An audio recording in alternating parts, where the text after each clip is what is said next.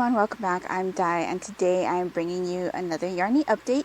This is Yarnie update number 12, and it's been a while since I've talked to you. Things have been kind of different. As you can see, I am filming in a different location. I am at home, and I don't really have a space to film in, so you're kind of seeing my bookshelf and a nice white background because don't want you to be seeing my entire house. But anyway, like I said, I am at home. I am working from home, so that's great. Things have been relatively normal for me as far as life goings on. My family, my mother and my daughter are healthy, and that's pretty much all I could ask for. That being said, the reason that I did not film last month was because I actually didn't have anything to show you. I was working on one project, and I will get to that later in finished objects, and I've kind of been toying with the idea of doing a knitting diary on it, which basically means that I have an entire video dedicated to one project. So I basically wanted to take you with me from swatching to casting on and working through the entire design. And I didn't do a great job of checking in on multiple videos. I do have a few clips that I'm going to put together, and so you should be seeing that later, but I'll talk more about that when I talk about the finished item. To address a few other things, because I am home, I am not able to control any ambient sounds you may hear. So just know that going in, I am wearing my microphone, so hopefully that will cancel out most of it. But it is 97 degrees here today. I do not have air conditioning in my home, but I do have the fans running. So if you hear that, I apologize. But as you can see, I'm kind of already glistening because it is rather warm, especially with the light that I am trying to project so that the video looks pretty. But anyway, I've got a few things to show you today, so let's get started. First off, in my Nightmare Before Christmas Disneyland towel bag that my mom made me is my Clipped Crows Fly Again sweater. I have gotten quite a bit done since I talked to you about it last. Cords everywhere. So this is what it looks like. Let me see if I can get it in. The background is all gray front and back. And then it's got this broken rib pattern both on the front and the back. And this sweater is the Alicia sweater, and that's done by Kim Barnett. And I got inspiration for this arm design from the sock arms pattern by Stephanie Lotvin. I don't know if I mentioned that before, but she does a sweater that's basically a crew neck sweater that uses self-striping yarn to do your arms. And so this particular sweater is kind of inspired color-wise by anime that I have been watching and enjoying, and my family also enjoys it. We've watched it about 4 times through. 4th season just finished airing on Crunchyroll, and so I'm looking forward to getting the second part of the 4th season, I think in June or July. But yeah, so these colors represent all of the teams that the main team that we follow in the anime called Karasuno plays. So Karasuno's colors are down here. It's the black and orange.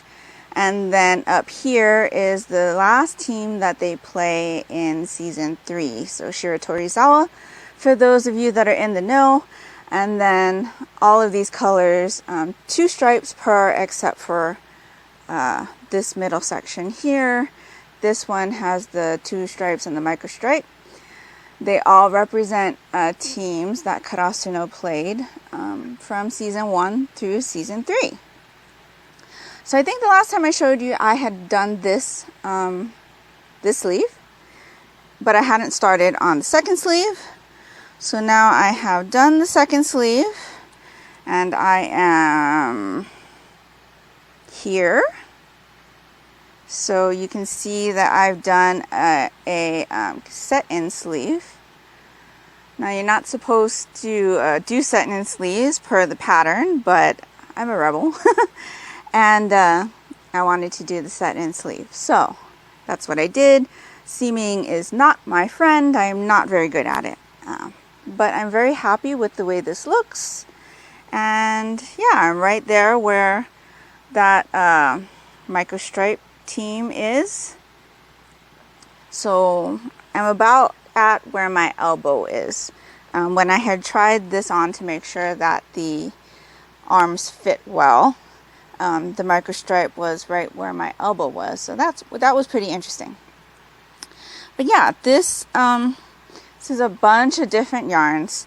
This is not a self-striper at all. It would have been easier if it was. But this gray here is Cascade Heritage. And then I've got in these stripes a bunch of Knit Picks Stroll and Ice Yarns Sock. Lolo Did It. Her Simple Sock, I think that's the base that I use, but I'm not entirely sure. I do have it all listed on my project page, so if you're interested to know which colors specifically I used and which brands, you can check that out down in the description box below. But yeah, there's a lot more Cascade Heritage in here, and yeah, I'm very happy with it.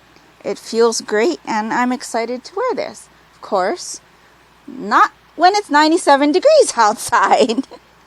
So the second thing I'm working on lives in this bag, which is another bag that my mother made for me, just with some scrap fabric that she had. And this is my daughter's Flax sweater. Flax is by Tin Can Knits. And I think I have a marker showing where I had it the last time I talked to you. Threads all over. Okay. So I was here the last time I talked to you, and now I've done about this much. I'm doing this in a carrying cake. Colorway is Fairy Cake. And yeah, I just ran out of my first ball right here. I'm not sure if you can see, but there is a difference in color right there. So I've got like a little stripe of this light aqua into this minty green. My daughter says she's fine with it, so I'm not going to balk about it. It did bother me a little bit when I was putting it in, but she said it's fine. So yeah, this particular cake, the first cake that I used, had a little bit of confetti sprinkles in it, which I thought was really cool. And so far she's happy with it. I've got each of these markers are indicators of roughly an inch, so that I could figure out how much I would need to do. So I've got about 10 inches done, and I need to do 14.5 for her size. I am doing a size small medium for her. Even though the size small would fit her, she had requested a little bit more ease because she likes it a little bit more oversized. And so yeah, so raglan shaping, got the sleeves on hold, and then when I do the sleeves, it will have this garter stitch panel. So for those of you who may not have followed me for a while, this is my second time working the flax pattern. I have done one for myself. This is a relatively easy knit, especially because right now all I'm doing is knitting round and round and round. So yeah, having a good time with this, catching up on TV, just doing some relaxing knitting, and I'm enjoying this pattern again. Not much else to say on that. So that is her flax. And now we'll move into finished items. So the first finished item I'd like to share with you is my mom's Hermione's Everyday Socks. These were done in Loops and Threads Wool-like, which is an acrylic nylon blend that you can get at Michael's. It's very inexpensive, and my mom wanted to give it a try to see what the socks would feel like. So I decided to knit her another pair of socks. She requested the Hermione's Everyday pattern. I had done this one for my daughter in the Ghostbusters colorway by Lolo Did It, and she really liked it. So that's the pattern she chose. Instead of doing the Eye of Partridge heel, I've done a regular heel flap, slip stitch heel flap. And yeah, these socks, I'm not sure how well they are going to wear. They do feel really nice. They're a bit more, I would say, dressy feeling. They're a lot thinner than a regular wool sock, but they feel nice. I hope they wear well.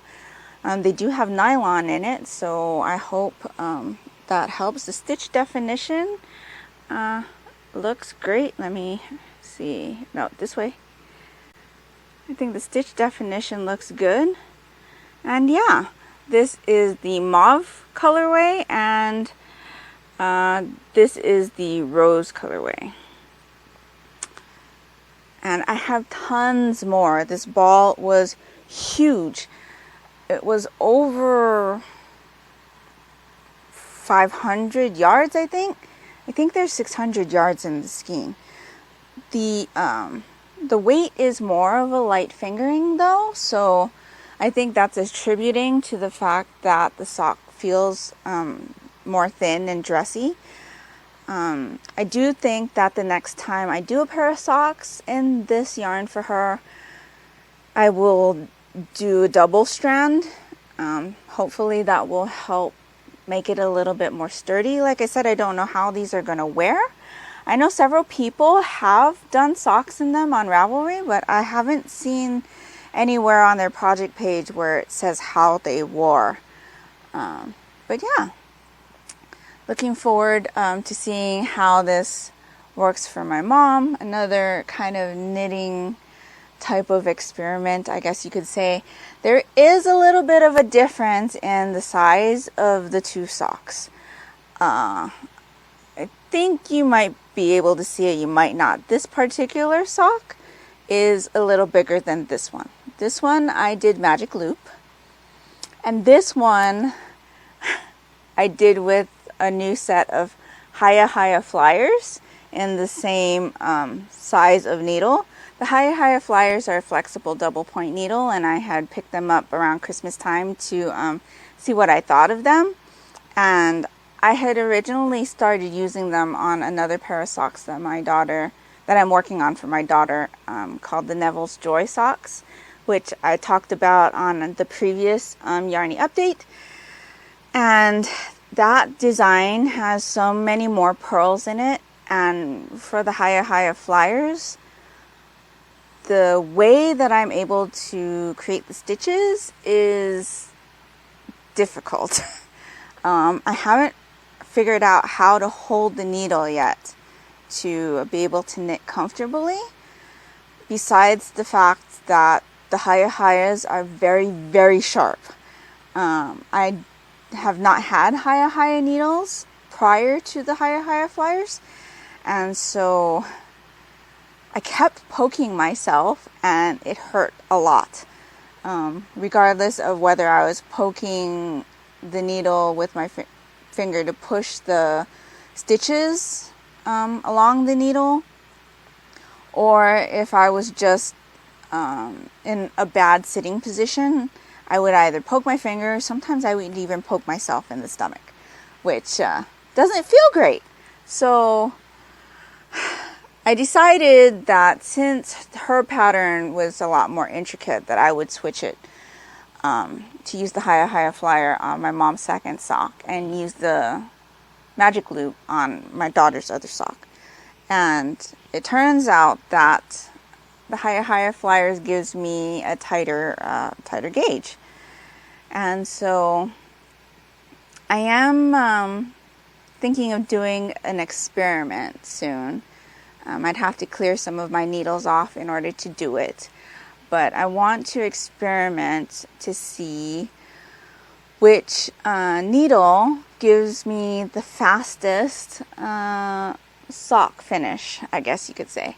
I want to see which needles I can knit socks fastest with. So I've got an idea on how I want to conduct that experiment, and I'll film it for you along the way. But got to finish some other socks so that I have the needles to spare. But yeah, this was an enjoyable knit. Again, it's a free pattern on Ravelry, so lots of people have done it, and it's a nice, enjoyable pattern to wear, and super cute. And now I can give these to my mom so that she can wear them. And then as she wears them, I will let you know how they wear. If I see any kind of wear, or if it fluffs up a lot or whatever, I will let you know. So yeah, those are my mom's Hermione's everyday socks. The last finished item I want to share with you is the item I had actually worked on practically the entire month of March and April. This is a test knit for a new designer named Melanie Asato. This is going to be her very first pattern. She does have a podcast here on YouTube, and it's under Cozy Cardigans, so if you'd like to check it out. She does talk a little bit about this design in her last, and I think previous to last podcast. So yeah, definitely check her out. And I do have it right here, if you could see. But let me pick it up for you. So this is the Ridge Crest Pullover, again by Melanie Asato. She had put a call out for test knitters in late February, I think, for a March knit. And I really liked the design, even though I knew that there were going to be a ton of ribbing. It definitely gives a really great effect. This is a kind of choose your own adventure pattern. So she has 2 different necklines, 2 different arm styles, and 2 different body lengths that you can choose from. And there are going to be several sizes available as well. I'm not going to get into the specifics on the size range or anything like that at the moment, because we just finished test knitting this, and I know she's putting final touches and things on the pattern. So I will let you know more about that when the pattern is released. But this is my finished test knit. I did the size 5, which would give me 8 inches of positive ease. The pattern does call for 8 to 12 inches of positive ease. Size 5 would give me 8 inches of positive ease. And I chose the scoop neck. So you can see it is a bit wider. I do have it clipped up in the back here so that it would stay on my little bust form, because the shoulder area was not wide enough to hold the neckline up. But so if it looks a little smaller than you think it should be for a size 5, that's why I did clip it a little bit. And I chose the full body length. She does have a cropped body length offer as well. So this took me a lot longer than I thought it would. And again, I will have a knitting diary up dedicated to this design, but you probably won't see it until the pattern does get released, so that it'll give you all of the specifics and everything like that. This pattern did offer me a couple different new things to learn. The first thing being the cast on.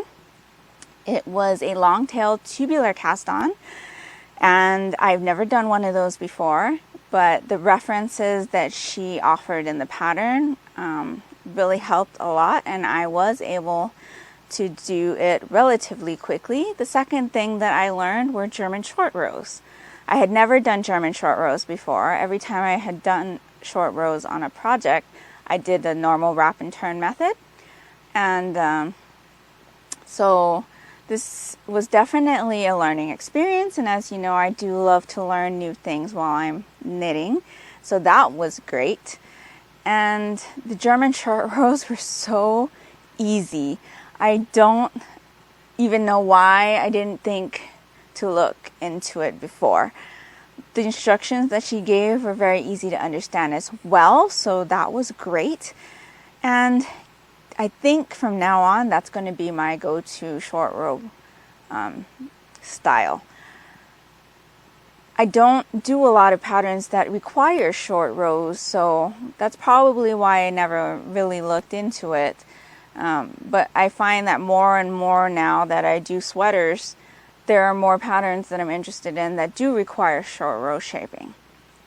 So that's a great thing that I now have in my arsenal, and I'm really happy with my finished item. I have put it on and taken pictures for the designer. I will pop those in on the Knitting Diary video, so be sure to check that out when it comes out. And yeah, that's everything that I have been knitting lately. So because I am almost done with my Clipped Crows Fly Again sweater, I do anticipate having that done the next time that I talk to you. I am planning my next project. That project is going to be the City Limits Pullover by Tanis from Tanis Fiber Arts. And Hand Me My Knitting, which is a podcast that I've been introduced to recently, and Pip and Pin, which is another podcast that I've been introduced to recently, are doing a knit along for this particular pullover. And so I thought I'd jump in and work that one out. It is a, I believe, raglan style pullover that is reverse stocking knit. Or I think most of the pictures that I've seen have been reverse stocking knit, but I do believe that the pullover itself is reversible, so you could wear it stockinette side out as well. It is a marled, faded sweater, so that's a new thing that I will be tackling. I have pulled out a fade that I'm pretty happy with, but I'm waiting on one other option.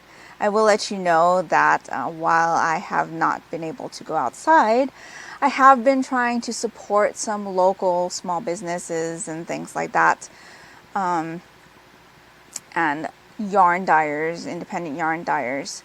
And so I did put in a order with Lolo Did It. You know, I used her yarn before. I am using her yarn in my Clipped Crows Fly Again pullover.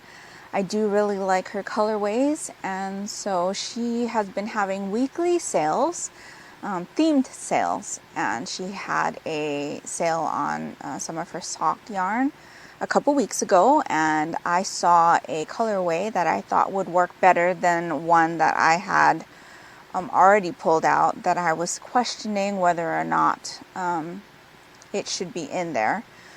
So I'm waiting for that box to come in, and then I will see what I think about the fade that I've decided on. But yeah, it'll be nice to get through some stash yarn as well, because the yarns that I have picked out I've had in my stash for I think 2 years. So that's great. And yeah, pretty much those are the only things that I have that I am kind of planning on working on next. And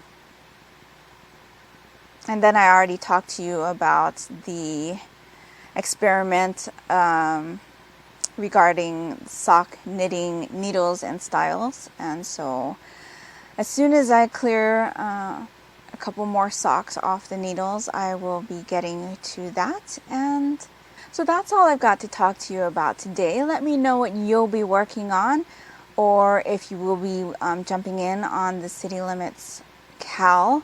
I will have all the links down in the description box below, whether it be to my project pages on the items that I talked about in this episode, or the City Limits Pullover KAL.